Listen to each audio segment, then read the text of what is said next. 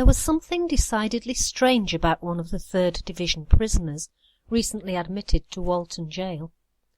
The governor had noticed it, and so too had the chaplain and the wardresses. Somehow she seemed too gentle, too refined to be the common seamstress that she claimed to be. She took too great an interest in the welfare of her fellow prisoners. She seemed too well educated, and she spoke with a decidedly un-Liverpudlian accent. The chaplain checked the records.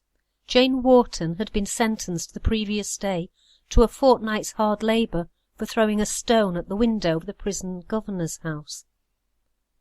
In the magistrate's court she had explained the reason for her crime.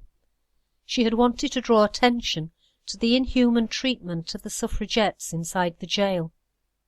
In her cell she had inscribed on the wall a quotation from Thoreau's Duty of Civil Disobedience.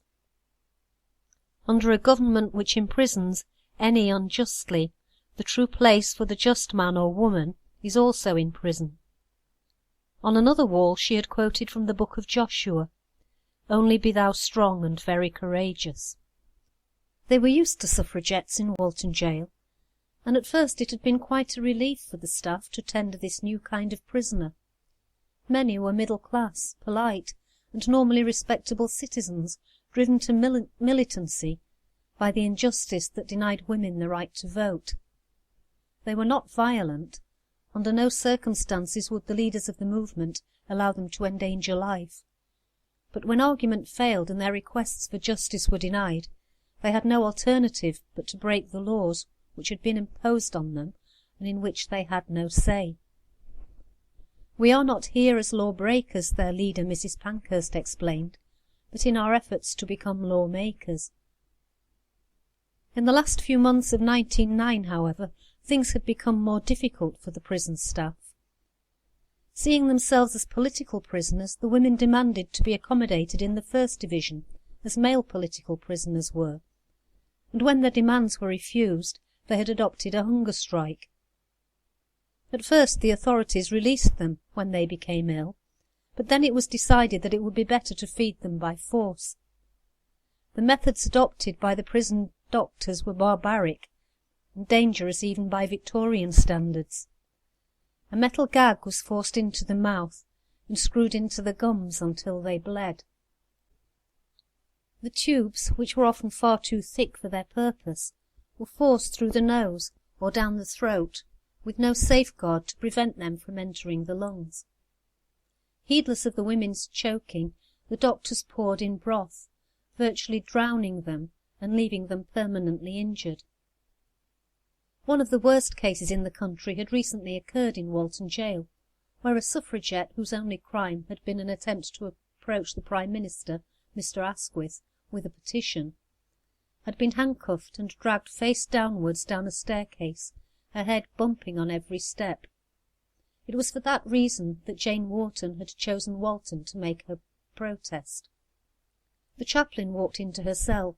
"Look here," he said, "it's no good your thinking that there's anything to be done with women in here. The men sometimes aren't such bad fellows, but the women are as bad as can be. There's absolutely no good in them." The prisoner didn't reply. She thought of the felons she had met during her previous imprisonment.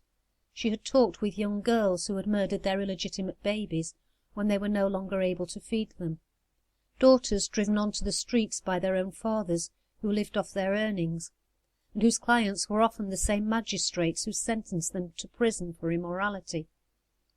She had seen goodness in all of them, even those whom the authorities considered the most hardened criminals. For 4 days she refused to eat, and on the 5th, without any medical examination, like the others, she was forcibly fed. Though the doctor later reported that he had never had such a bad case, since she was virtually asphyxiated, he repeated the procedure for several more days, angrily striking her across the face when she vomited. On the 8th day, the governor received a letter from Lady Emily Lutyens, wife of the famous architect, stating that she believed her sister was an inmate of the prison. Jane Wharton, seamstress, it turned out, was in fact Lady Constance Lytton, sister of an earl, daughter of a former Viceroy of India, and a lady-in-waiting to Queen Victoria. In a panic, the governor ordered her immediate release, not, the authorities hastened to explain, because they had discovered who she was, but because she was too ill to be fed again.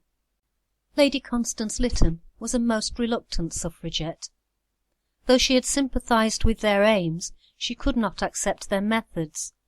Born with a serious heart defect, she had been an invalid for most of her life, when, at the age of 40, she first heard an account of a woman who died in childbirth while in prison.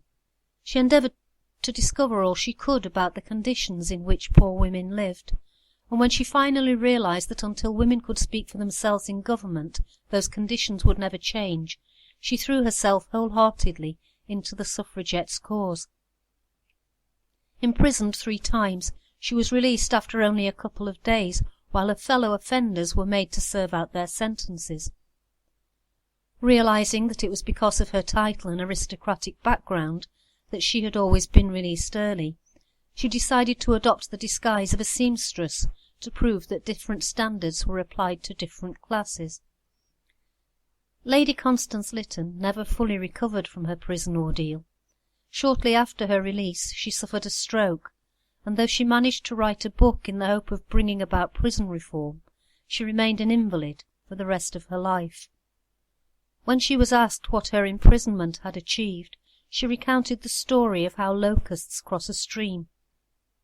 First one comes down to the water's edge and is swept away. Then another comes, and another, and gradually, as their bodies pile up, a bridge is built and the rest pass over. Well, she said, perhaps I made a track to the water's edge. You can read more about Lady Constance Lytton and other suffragettes in my book Thunder of Freedom, available in Kindle and paperback formats. Thank you very much for listening.